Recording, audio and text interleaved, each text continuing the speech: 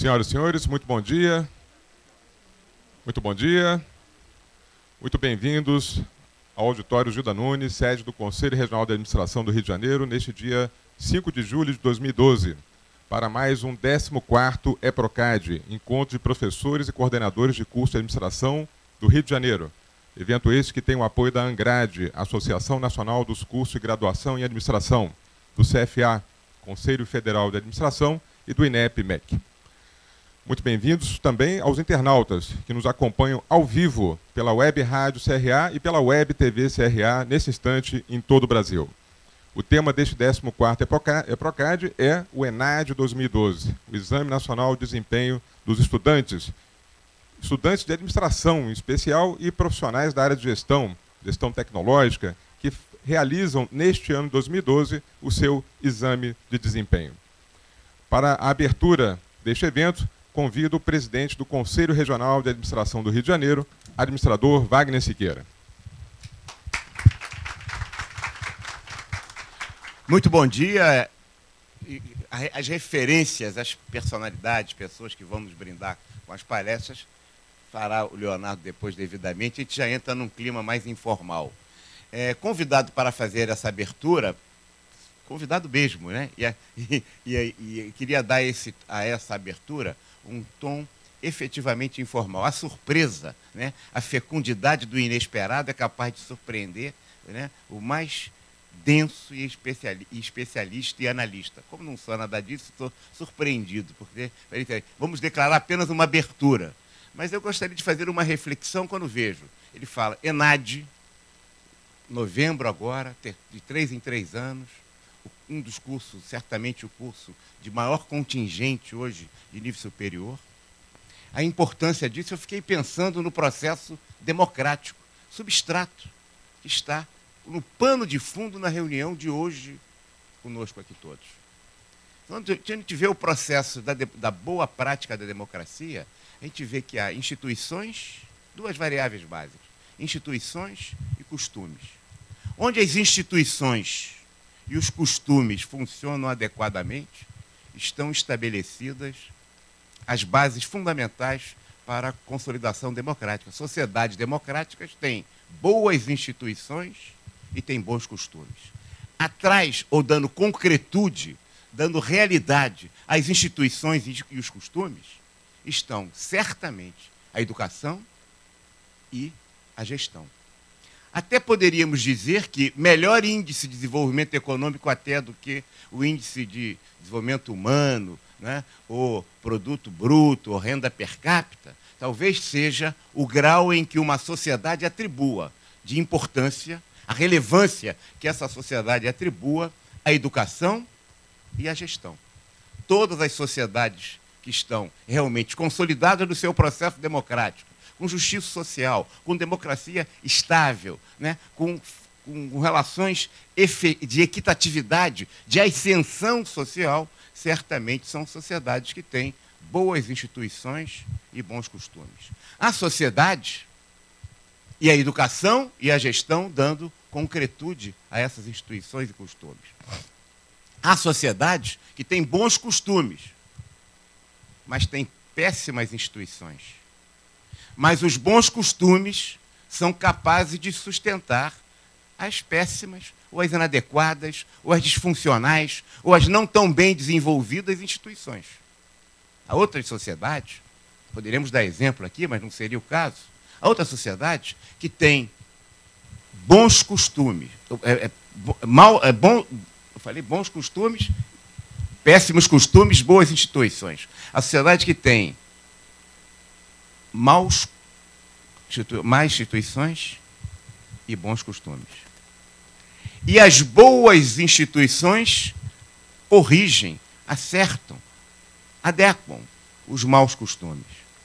Vejam, e aí me ocorre logo, né, a formação dos meus 4 avós, 3 eram italianos, né? Fico pensando na Itália. As boas instituições acabaram segurando os maus costumes. De 1950 a 2000, quase que a Itália teve um governo por ano. Aguentou até o Berlusconi. Começou com a Operação Mãos Limpas, Aldo Moro, Brigada Vermelha e as boas instituições que formataram acabaram segurando os maus costumes. A gente pensa, às vezes, e esquece, que as instituições também educam e deseducam, formam e deformam. Não é só a sala de aula, não é só a escola. A pessoa, às vezes, se qualifica bem na escola, né, e vai para as instituições, e as instituições, há maus costumes ou boas instituições ou maus costumes. Há sociedades que têm maus costumes e péssimas instituições. E essas sociedades vivem em crise. Nós estamos vivendo um momento de, efetivamente, de retomada e de reconstrução desse conjunto. Não é à toa que o Brasil foi, né, o último país da América do Sul a ter faculdade, só no século XIX. Não é à toa que o Brasil só teve universidade no século XX. Nós temos um processo histórico que precisa ser efetivamente regastado. Um problema de costumes e problema de instituições. Estamos, efetivamente, se tem uma questão que vai propiciar uma afirmação da sociedade brasileira mais firme, mais forte, são, efetivamente, a adequação de costumes e de instituições, vale dizer, de gestão e de educação. O evento de hoje tem esse pano de fundo. Nós estamos falando aqui, efetivamente, de educação, mas também de formação de quadros para a empresa pública, para a iniciativa privada, para a atividade de organizações sociais, enfim, da profissionalização de gestão através da educação. O ENAD, o esforço que a sociedade brasileira vem colocando neste ponto, já é um ciclo. E, efetivamente, isso não é uma política apenas de governo, é uma política de Estado, e se interessa ao conjunto da sociedade brasileira, respeitadas as diferenças que cada governo terá aqui ou lá, mas, efetivamente, essa é uma política de Estado. E nessa construção que nós estamos falando do ENAD.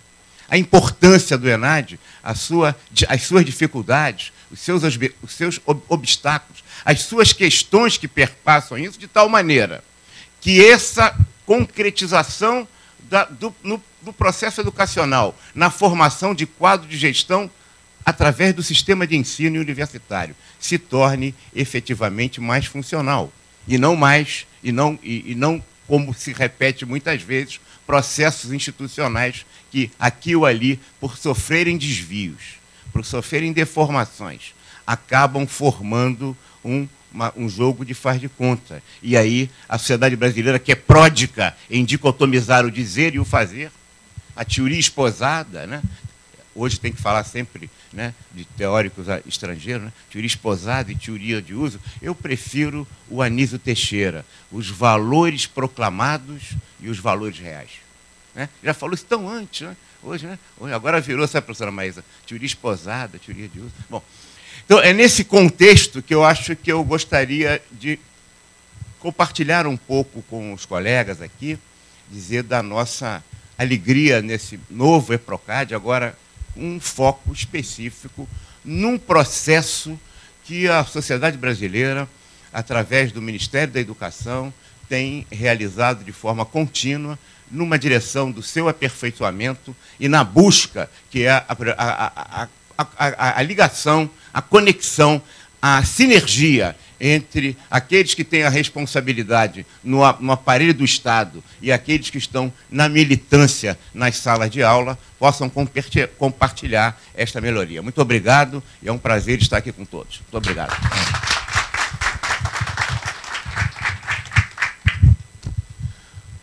Muito obrigado, presidente. Agora vamos compor, então, o painel que vai discutir, aprofundar, receber questionamentos dos professores aqui presentes e também dos internautas que nos ouvem pela Web Rádio e pela Web TV CRA.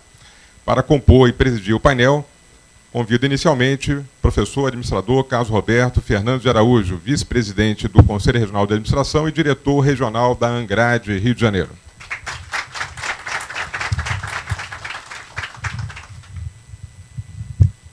Professora Cláudia Maffini Griboski, diretora de avaliação da Educação Superior do INEP-MEC.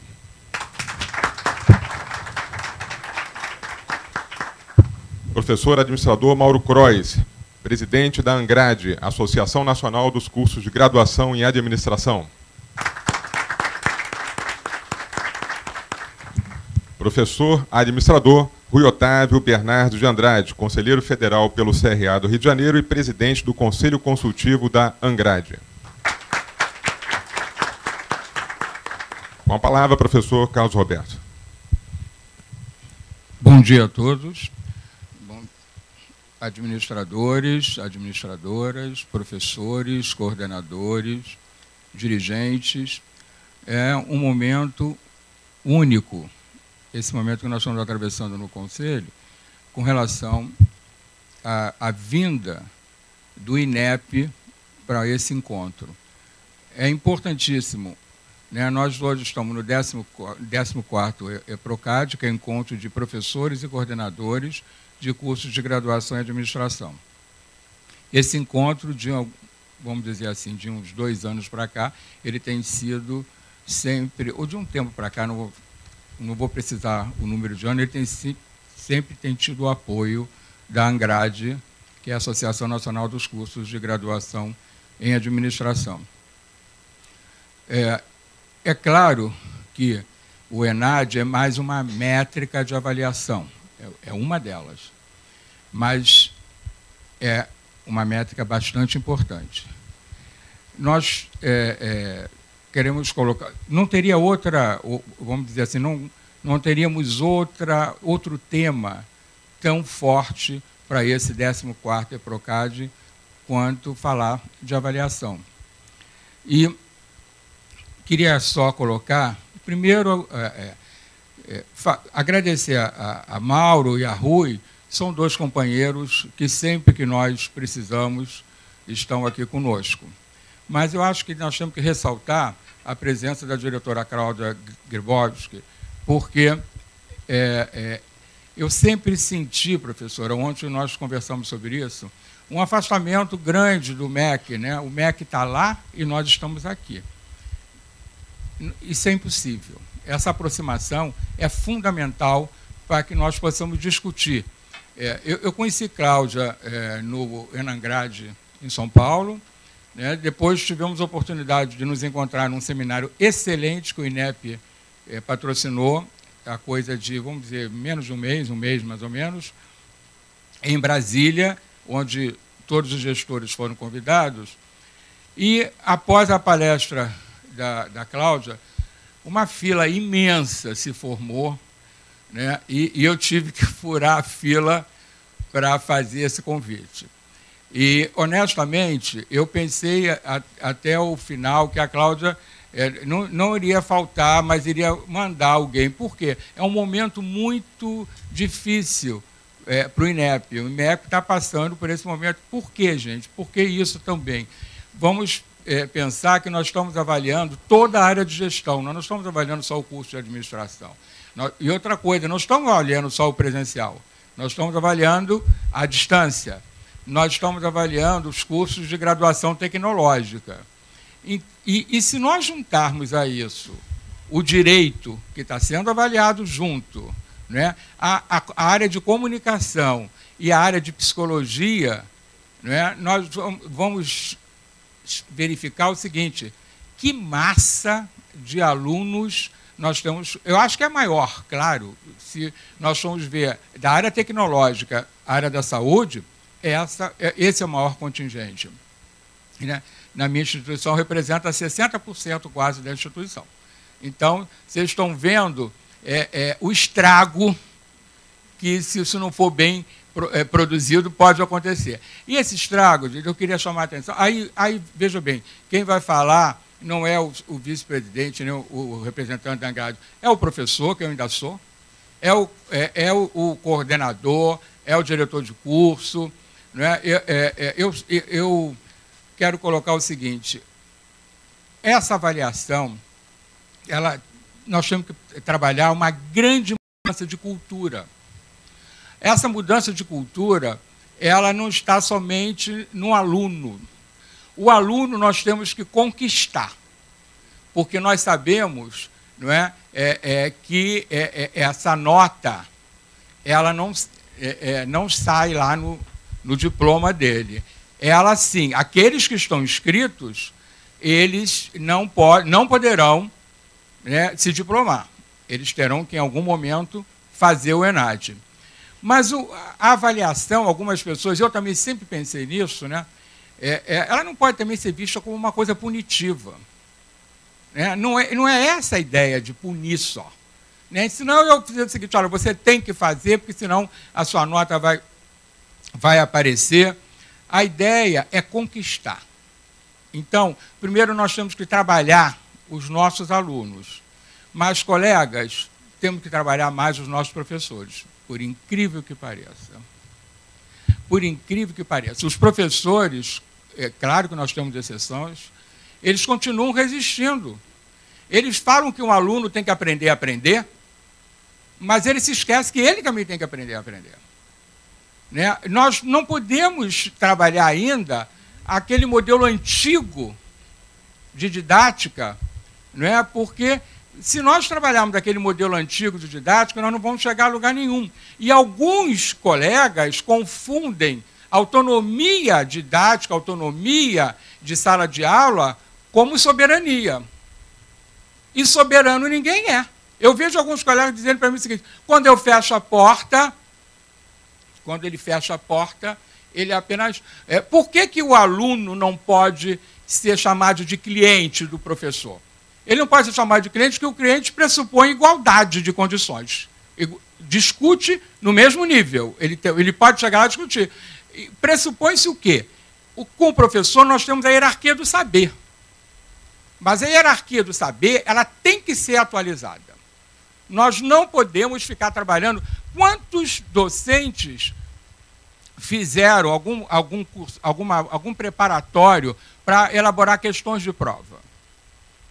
Né? Quando a gente coloca isso, muitos resistem. E nós elaboramos questões de prova, às vezes, de uma maneira totalmente equivocada. Concorde ou discorde da minha afirmativa?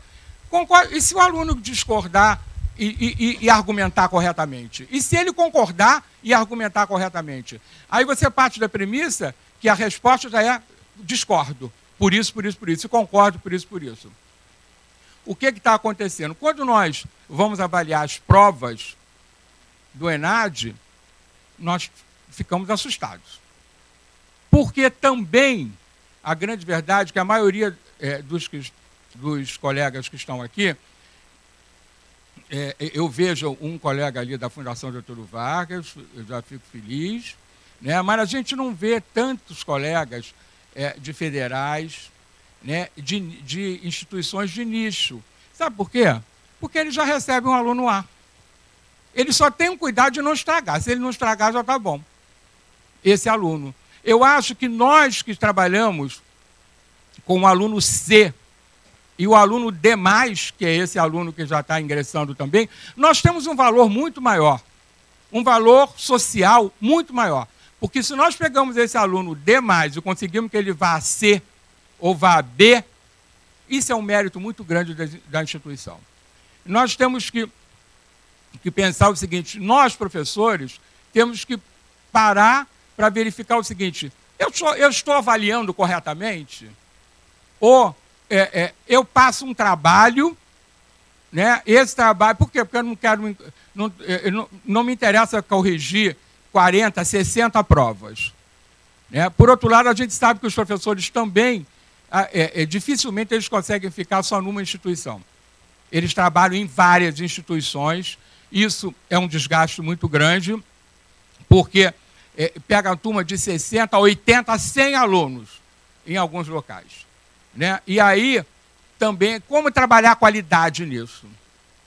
Então, o que a gente quer colocar é o seguinte, os dirigentes das instituições, eles têm que entender o seguinte, a minha instituição, ela está sendo avaliada assim. Independente de outros critérios de avaliação, quando a nota é publicada, a instituição está lá. Ela tirou 2 ou tirou 1. O que vai acontecer? Ela vai ter que fazer um plano de melhoria e depois desse plano de melhoria ela vai ter que receber a visita do MEC, vai ter um custo muito mais alto por causa disso. esse custo poderia ser absorvido se nós fizéssemos um trabalho adequado. Então, nós temos que, não estou falando da minha, de todas as instituições. Nós temos que não é trabalhar isso no final, porque nós sabemos também que o aluno que nós recebemos é um aluno que vem com carência imensa do ensino básico e fundamental. Então, nós temos que resgatar, no terceiro grau, essa carência. Por isso é que nós temos que ministrar aula de matemática, de português, né, no primeiro período, quando que as diretrizes não colocam isso. Nós estamos fazendo isso, às vezes, com outro nome. Mas nós estamos trabalhando isso. Por quê? Nós, às vezes, pegamos um aluno praticamente um analfabeto funcional. Né? Ele lê, mas não interpreta. E como ele não interpreta, ele tem dificuldade não só no português, ele tem dificuldade na matemática, em todas as outras. Você vê que a dificuldade é a seguinte, ele às vezes até tem condição de responder corretamente, mas ele não sabe justificar aquela resposta, se você pedir. Né? Então, aos colegas, não tem outro jeito. Essas disciplinas de cálculo, eu tenho que responder, mas não é só marcar, eu tenho que apresentar memória de cálculo, para a gente poder acompanhar, para ver se aquilo foi desenvolvido corretamente. E as questões que nós vamos elaborar nossas provas, que elas sejam questões que o aluno tem que pensar um pouco, Não é simplesmente decorar o que o autor do livro colocou. Então, eu pude observar, nós estamos com uma colega aqui, né, a professora Maraci, que ao fazer a colocação e elencar as formas das provas do ENAD, eu fui, numa reunião que nós estávamos, eu fui ficando assustado e alguns professores também. Porque como fazer com que o nosso aluno chegue até a esse nível? Gente, não tem outra saída. Não é fazer com um cursinho ao final. É trabalhar desde o início esse aluno. É começar lá no início. Não é fazer como se faz, empurra que ele tem que passar. Não vai resolver. O ônus é muito mais alto, o custo é muito mais alto, e nós dependemos desse resultado. Se o aluno tiver que optar entre uma instituição A ou B, uma tirou 3, 4, a outra tirou 2, ele certamente vai optar pela que tirou 3 ou 4, que o mercado está colocado. Então, eu acho de suma importância esse encontro. Né? Eu tenho certeza que vocês vão ficar muito satisfeitos com o que os nossos palestrantes vão colocar. A professora Cláudia, eu assisti a palestra dela, não sei se ela fez alguma adequação, mas foi um sucesso essa palestra no INEP. Né? Acho que todo mundo que foi ao INEP, nós tivemos outro participante, professora, desculpe, mas você disparou em termos de avaliação. Né? Então, por isso que eu fiz questão de trazer a Cláudia aqui, né? Tivemos toda a boa vontade do nosso presidente, e eu quero deixar bem claro o seguinte, é um momento muito importante. Após cada uma das palestras, nós vamos disponibilizar 15 minutos para perguntas, porque a gente fala assim, a pergunta é só no final, a pessoa já esqueceu, o outro palestrante vai entrar com o tema, vai integrar o que Cláudia falou, mas não é a mesma coisa. Então, parou, 15 minutos, o outro entra, vamos trabalhar isso, vamos levar o microfone até vocês, para vocês fazerem as perguntas. A Cláudia hoje deve ter fila só para cumprimentá-la, não para fazer pedido. Não, honestamente, ela tinha umas 80, 100 pessoas na fila. Uma chegou até para mim e disse, o senhor está furando a fila. Eu falei, minha filha, eu não vou pedir nada. Eu vou convidar. Você vai fazer pedido, então você dá licença. Eu vou convidar a professora Cláudia para estar conosco no nosso conselho. Porque é uma senhora, claro. Né? Você está furando a fila. Isso não é educado. Eu falei, eu concordo com a senhora. Mas eu estou aqui. Então, isso tudo para trazer o MEC até nós. Né? Vamos aproveitar, vamos fazer pergunta. Muito obrigado. Eu vou passar a palavra agora à nossa diretora, Cláudia Gribovski.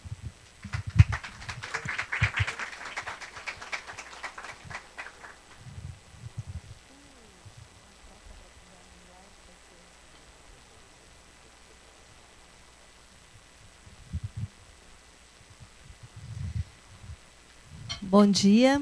Quero cumprimentar, então, o professor Wagner e agradecer as suas palavras no início desse encontro e dizer da grande importância que temos dado a espaços de reflexão e discussão como esse, porque justamente nesses momentos que não tenho dúvida que nós construímos os processos e vamos fazendo reflexões e mudando também aquilo que parece que é o que está sendo posto hoje na sociedade, mas quando a gente faz a reflexão, sempre temos alguma coisa a melhorar. Cumprimentar os colegas também que vão continuar o debate aqui nessa mesa e que, com certeza, é o conjunto dessas falas que vai proporcionar a todos os coordenadores de cursos, dirigentes, aqueles que estão aqui presentes, a compreender sobre o processo de avaliação da educação superior, que não se concretiza apenas na prova. Eu acho que essa é uma questão importante que nós precisamos relembrar. A prova é apenas um instrumento. E, para chegar nela, tem muitos passos, tem muito trabalho a ser feito. E o resultado dela também não é só aquele resultado que é ali publicado. Também temos um caminho, um percurso grande a ser construído a partir daquelas informações que são prestadas pelo resultado da prova. E lembrar ainda que, como o tema, o foco específico é o ENAD não é uma prova.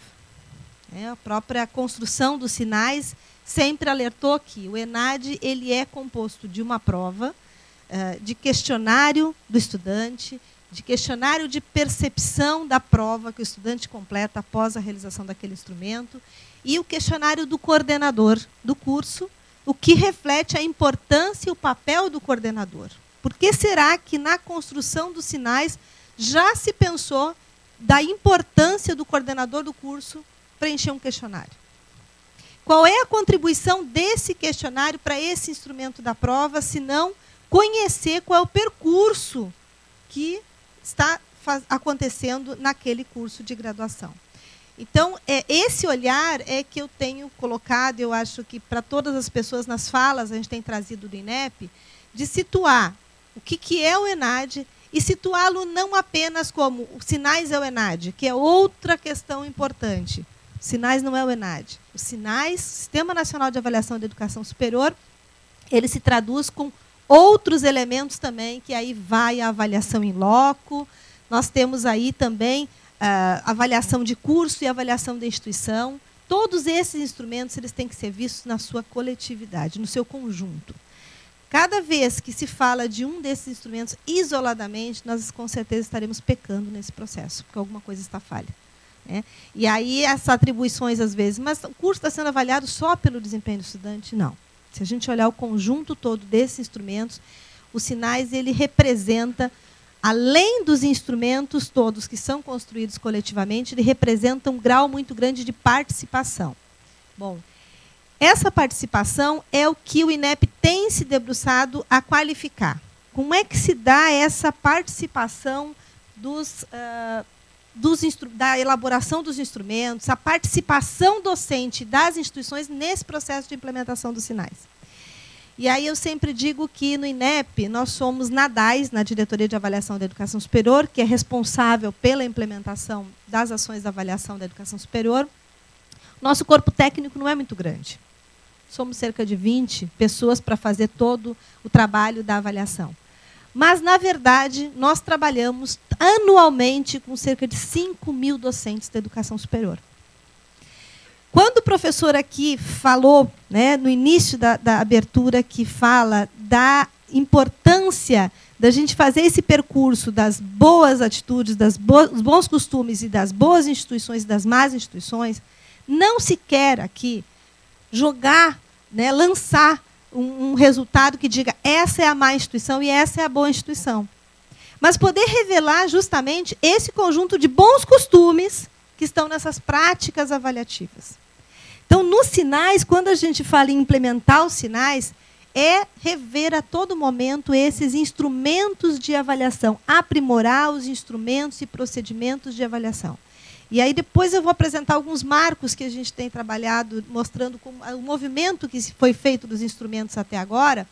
E a gente percebe que nesta melhoria da qualidade, dos instrumentos e dos procedimentos, está a percepção docente, a percepção dos cursos, a percepção dos gestores. Trabalhar hoje, como o INEP trabalha desde 2008, desde 2010, com a elaboração da prova pelo INEP, com a coordenação desse trabalho de capacitação e elaboração de itens, nos revelou o que há pouco foi falado aqui. Qual o papel dos docentes nesse processo? O docente que tem que elaborar o item de prova com aquela forma técnica, né, o conjunto da forma da questão, mas, além disso, o conteúdo necessário para aquela questão. E isso nós temos nos deparado. Este é o primeiro ano da administração com este modelo de prova. Né? Até 2010, contratava-se uma empresa e a empresa, então, chamava os professores para fazer esse instrumento. Agora não, nós chamamos docentes. Num processo bastante democrático, o professor se inscreve e diz: eu tenho interesse, eu tenho experiência, eu já trabalhei em elaboração de item e também sou da área e tenho titulação, formação e experiência para atuar como elaborador de item. Esse professor é selecionado, ele é capacitado e participa conosco do processo de elaboração de item. E não são raras as vezes que nos deparamos com o docente que não tem a competência para fazer esse item da forma como é esperado, que a comissão assessora de área, né, temos aqui o professor Rui, que também já trabalhou nas comissões assessoras de área, é avaliador, e com certeza outras pessoas aqui que participam desse processo e sabem da importância desse rigor técnico, mas da qualidade da produção. E aí, quando a gente aplica uma prova, é isso que a gente tem que olhar. Essa prova, ela teve a qualidade esperada? Ela realmente conseguiu medir o desempenho dos cursos e, por meio dele, também o desempenho das instituições? E também pensar que esta prova ela tem diferenças essenciais que nos remete ao resultado esperado. Ou seja, a prova ela não se pretende medir individualmente o indivíduo. Por que nós não colocamos a nota no diploma? Porque se pretende avaliar o curso. E não o estudante individualmente por ele dar um resultado. Se esta prova fosse para avaliar individualmente, não seria de 40 questões. Com certeza ela teria muito mais questões para medir todo o desempenho de um curso. E teria um outro formato, que não esse que é avaliar o curso, estabelecer a consonância com as diretrizes e com o projeto pedagógico que esperamos para aquela formação do profissional. E hoje tem se caracterizado também, além da importância que já foi aqui colocada no início na mesa, de poder reconhecer a mobilidade do estudante que vai de uma instituição para outra, escolhendo por meio de resultado, a empresa também tem observado isso. Então, é essa sensibilização que nós temos que fazer ao nosso estudante, que o resultado daquele curso, o resultado da instituição, implica profissionalmente depois no percurso dele. Porque a instituição, a empresa já tem olhado para quais são os cursos que têm um bom desempenho e que, então, teria maior espaço de participação no mercado de trabalho por esse estudante. Então, além de aprimorar os instrumentos, como eu falei aqui, buscando contemplar sempre a participação docente, a participação da gestão das instituições, produzir indicadores de qualidade, que não somente os que atualmente são usados para regulação, como até para fins de dispensa da avaliação in loco, como é o caso do CPC e do IGC.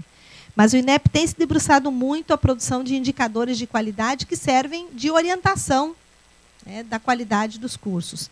Temos pensado já em indicadores como para medir o acompanhamento do egresso, indicadores que nos mostrem o desempenho profissional, a relação dele na instituição e a relação dele depois no mercado de trabalho. Quer dizer, nós precisamos juntos encontrar outros indicadores que vão nos mostrar a qualidade do curso. E aí, revelando a qualidade, não só com o olhar regulatório, porque essa é uma questão que, às vezes, ela causa uma tensão entre a avaliação, com a avaliação, mas que é o uso desse resultado pela regulação. Então, o meu curso agora vai ser, não vou ter autorização do curso, ou minha instituição vai ser descredenciada, e aí eu tento maquiar para poder ter um bom resultado e o meu curso continuar. Não é isso. O aspecto formativo da avaliação, ele vem justamente nos mostrando como que a gente pode melhorar o desempenho. E os indicadores de qualidade eles têm que servir para isso, como orientação. Não é um resultado, mas é uma orientação indicativo que, né, o próprio nome já diz, indicador, indica que. indica que há uma boa qualidade, que há já uma predisposição para isso. A divulgação dos resultados é um outro papel importante que nós temos trabalhado muito junto às instituições, sempre, preliminarmente, mostrar para a instituição, discutir os resultados, para antes, então, de qualquer outra divulgação maior que seja feita em termos de ranqueamento, que não é o que esperamos, não é o objetivo da avaliação, promover o ranqueamento das instituições. Mas é impossível de não ser feito, já que a própria mídia faz, até mesmo a instituição faz, quando se divulgam os resultados. Com certeza, alguns de vocês já ouviram falar que o ano passado, quando nós divulgamos o resultado dos indicadores CPC e IGC, só para a instituição, não foi publicamente, não tinha saído em diário oficial, 15 minutos depois, o Twitter já mostrava os alunos dizendo: meu curso é 4, meu curso é 5. Como que os alunos estão sabendo se foi o PI com senha que acessou o sistema para ter esse resultado? Fomos à instituição, estava lá no banner, o curso da instituição é tal. Então, é contraditório, né? Ninguém quer ranking, mas a própria instituição se sente valorizada no momento em que tem um bom resultado, e aí o ranking serve. Então, a gente tem que realmente discutir para que serve esse resultado, e não é ir contra o ranking, mas sim procurar melhorar, porque a sociedade requer que sejam demonstrados esses resultados, no sentido não só de prestar contas, mas de mostrar a importância e o papel da instituição naquele contexto social. E realizar estudos para melhoria da qualidade da educação superior. Então, isso juntamente com as instituições, muitos nos solicitam dados, e as pesquisas que são produzidas, elas precisam ser reveladas, precisam ser mostradas, e é importante que a instituição pesquise e também divulgue esses trabalhos sobre os sinais e a importância que tem demonstrado a avaliação. Os sinais nos mostram também que, desde 2004, a gente teve um ciclo que nós caracterizamos as instituições e os cursos, o segundo ciclo que a gente pôde comparar, o segundo com o primeiro, e agora sim é o terceiro ciclo avaliativo, que podemos ver o que avançou. E eu acho que parte daqui para frente a proposta de que a gente possa acompanhar quem que estava bem e caiu. Não só quem está mal, mas quem estava bem e, por alguma coisa, o seu desempenho não continuou tão bem. E ela poder analisar esse reflexo. Ou, até o contrário, quem não vinha muito bem, como é que melhorou? E o que foi feito para melhorar? Então, é importante que a gente realize esses estudos e vá acompanhando esse desenvolvimento. O pressuposto de todo o Sistema Nacional de Avaliação, ele, como outras políticas, ele vem, como a política pública, que é os sinais, ele vem de um marco legal bastante extenso e importante, coisa que não temos na educação básica. Talvez por isso, os reflexos que também foi colocado, de que às vezes o aluno ele já vem com um referencial muito defasado, ele não está sem condições que se esperava em termos de medida desse estudante na educação superior. Talvez porque a educação básica não tem ainda institucionalizado por lei um Sistema Nacional de Avaliação da Educação Básica. Temos o SAEB com essa proposta, mas não é um instrumento, que acabou ficando uma prova e não é um conjunto, como acontece nos sinais. Isso também tem sido um desafio no INEP. Constituir esse Sistema Nacional de Avaliação da Educação Básica e integrar, mais especificamente agora, o Enem com o ENAD. Quer dizer, o Enem, trazendo o Enem como uma forma de valorização na educação superior, também é mostrar, olha, o aluno que está chegando. Como é que está acontecendo esse percurso da educação básica? Então, por isso que a gente faz esse caminho agora de utilizar dados do Enem para a condição de ingressante na educação superior, para poder contemplar isso, que é um grande... que as pessoas têm demonstrado a angústia, a ansiedade pelos alunos que têm chegado na educação superior. Então, no âmbito da legislação, já desde a Constituição Federal, a LDB, ratificando a Constituição Federal, traz a importância de avaliar a qualidade das instituições, dos cursos e do desempenho dos estudantes. É no PNE, em 2001, que se tem uma meta de instituir o Sistema Nacional de Avaliação da Educação Superior. E vejam que 3 anos depois a gente já tem a Lei dos Sinais instituindo o sistema. Então, há todo um conjunto que é possível, nesse percurso histórico, entender que a lei caminhou justamente da forma que foi pensado desde a Constituição. O decreto 5773, ele vem com a proposta de mostrar quais são esses papéis: regulação, supervisão e avaliação. Porque no momento que constitui um sistema nacional de avaliação e que ela é subsídio para as funções de regulação e avaliação, parece que elas ocorrem só apenas com essa finalidade. Já que o próprio EMEC, o sistema todo, a instituição pede o ato regulatório, ela não pede a avaliação. Ela entra com o pedido do ato regulatório. Então, o olhar que se tem é, eu estou pedindo essa avaliação para reconhecimento do curso. E é só para isso que vai servir. Quando eu tiver a portaria, ok. Não, é muito mais. A avaliação ela vai ser utilizada para os atos, ela é utilizada como referencial formativo para identificar o que pode ser melhorado, né? E tem um conjunto de elementos que vai propiciar o acompanhamento pela instituição. Então, o decreto 5773 diz que a avaliação poderá subsidiar atos regulatórios, atos de supervisão e a própria avaliação com o intuito de acompanhar a qualidade. A portaria normativa 40, ela traz, então, as questões de fluxo. Como que isso acontece, tempos, prazos, institui o EMEC como um local de acompanhamento público desses processos todos. E é por isso que o cadastro EMEC ele vem trazendo resultados do ENAD, de indicadores, todos os resultados da avaliação. E agora, o INEP começa também, essa semana, começamos a realizar as avaliações para fins de acreditação internacional. Então, no sistema Arcosul, a administração deverá haver uma discussão próxima para também ingressar esses cursos no sistema de acreditação. E quer se colocar também no âmbito desse sistema. Quer dizer, o curso ganha mais um elemento no momento em que ele pode ser acreditado em âmbito internacional. Aí nós atendemos aos objetivos dos sinais, quais sejam, né? Identificar a melhoria das instituições e orientar a expansão da oferta. Para a orientação da expansão da oferta, e os conselhos também participam de todo esse processo de avaliação, sabemos da importância de que uma instituição bem avaliada é que ela tem as condições, então, de expandir os seus cursos, de expandir as suas vagas. Uma instituição que não está tão bem avaliada, há que se perceber a importância de que, primeiro, ela recupere o seu fôlego, ela tenha demonstrado a melhoria para, então, ampliar as suas vagas e promover a maioria dos cursos. Identificar mérito, valor das instituições, aqui estão os relatórios do ENAD, que devem ser consultados por todos os coordenadores de cursos, docentes, pelos gestores, é fundamental, porque você situa o curso no âmbito local, regional, como que está. E mais ainda, poder dar um relatório que você percebe no seu curso questões em que não foram assertivas por nenhum aluno. Alguma coisa está errada. Então, possibilidade de alterar até o currículo do curso para fazer as melhorias necessárias. Promover a responsabilidade social das IES, respeitando a identidade, a autonomia. Quem tem acompanhado os instrumentos de avaliação tem visto cada vez mais a inclusão de requisitos legais, outros, agora educação ambiental.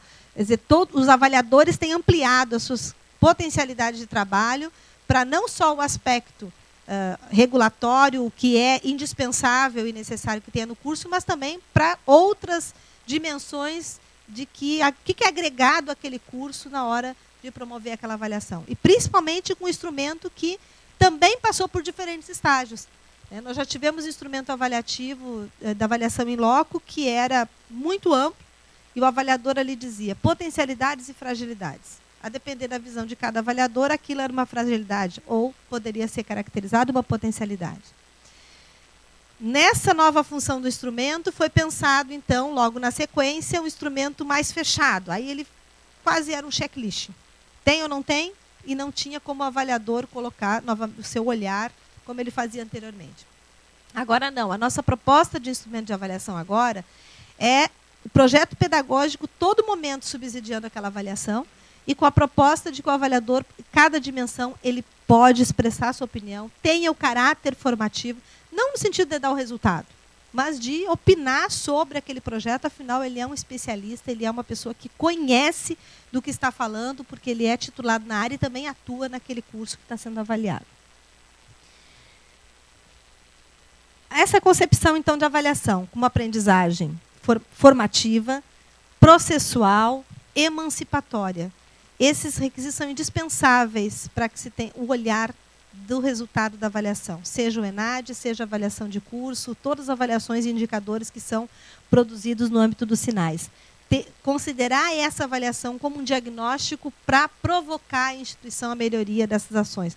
Só que essa discussão ela não pode ficar só no nível do núcleo docente estruturante, ou da CPA, ou de um grupo gestor. Inclusive, os alunos têm que participar dessa discussão, porque eles não entendem esse resultado. Por que é este resultado? Nem nós entenderíamos se a gente não fosse os relatórios, se não fôssemos olhar a fundo como foi todo o processo.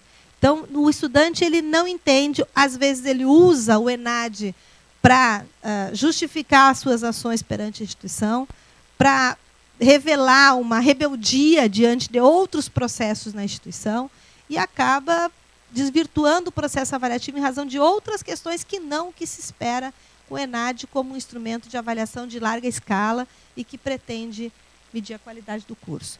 Os sinais promovem, então, com todo esse processo, a avaliação de instituições, a avaliação de estudantes e a avaliação de cursos de graduação. O ENAD também, por sua vez, vai avaliar o curso. Então, os dois instrumentos aqui que a gente tem de avaliação de curso é o estudante, é a avaliação in loco e o ENAD. E a instituição por meio da avaliação in loco e da autoavaliação, que é outro papel importantíssimo, que por meio da autoavaliação a gente possa olhar também para o curso. Vejo que uma situação preocupante para nós esse ano no INEP é que, pela primeira vez, eu não sei se é em razão de que houveram muitas avaliações, e a instituição se preocupou muito com o número de avaliações in loco que ocorreram, que, pela primeira vez, a data de postagem do relatório de autoavaliação, que ocorre em 31 de março, apenas 600 instituições postaram o relatório, das 2.377. Nós fomos à CONAS e solicitamos um novo prazo que ficou aberto agora no mês de junho. Mas o que isso revela? Falamos aqui também da questão da avaliação punitiva. Será que era o caso da gente criar um mecanismo para que a instituição coloque o relatório de autoavaliação, dizendo, bom, se você não postar o relatório, seu processo vai ficar parado e não vai mais andar? Pode até ser feito, mas eu estou instigando o caráter punitivo da avaliação. E não é isso. O que se espera da autoavaliação é uma orientação para todos os demais processos. Quem é avaliador é que sabe. Qual é o primeiro instrumento que o avaliador lê? Relatório de autoavaliação. Se a instituição não tem esse relatório, o subsídio parte de onde que iniciamos esse processo de avaliação. Então, é um processo de autoconhecimento e de valorização desses instrumentos que são fundamentais na avaliação. Uma instituição que não prestou atenção para a inserção de um relatório de autoavaliação, porque não teve nenhuma penalidade, já começamos a olhar para ela como, o que está acontecendo? Alguma coisa não está certo nessa instituição, porque não deu o devido valor ao instrumento principal de todo esse processo. E fazer sinais, todo esse processo no âmbito de 2.377 instituições de educação superior, apenas 11% delas são públicas, as demais todas majoritariamente privado, o nosso sistema de educação superior. Mais de 6 milhões de estudantes. E neste ano, para o ENAD, o número de estudantes, com certeza, é um número muito grande. Número de cursos também. Ele só não é maior que o ano passado, porque o ano passado a gente tem mais cursos em razão de ter as licenciaturas. Mas em número de estudantes, sem dúvida, é o ENAD maior e que tem uma alta representatividade de áreas que são consolidadas no nosso país. A gente tem cursos inovadores, outros cursos que estão se instalando no país, mas áreas como direito, administração, contábeis, tem áreas que são mais tradicionais no nosso país e de cursos com maior permanência no sistema, que é uma outra questão que nós temos observado. Muitos cursos que iniciam e que acabam. Eles têm uma demanda muito curta, e aí a gente fica pensando, será que era uma demanda mesmo por educação superior? Já que ele iniciou e acabou. Ele foi rapidíssimo, na hora que nós vamos para avaliar, fazer o reconhecimento, o curso já não tem mais aluno, ele já não tem mais demanda. Então, essa observação que os conselhos têm feito também na hora da análise do projeto pedagógico é importante, porque um curso para se estabelecer dentro do Sistema Federal de Educação Superior, ele tem que ter demanda e continuidade, permanência, porque aí sim nós vamos poder avaliar a qualidade do curso. Quando a gente começa o processo de avaliação, acabou. E aí muda o nome, muda a denominação, muda o projeto e vem um outro curso. Muito similar, mas é outro, não é mais aquele curso que o estudante participou primeiro, que pudéssemos acompanhar esse desenvolvimento.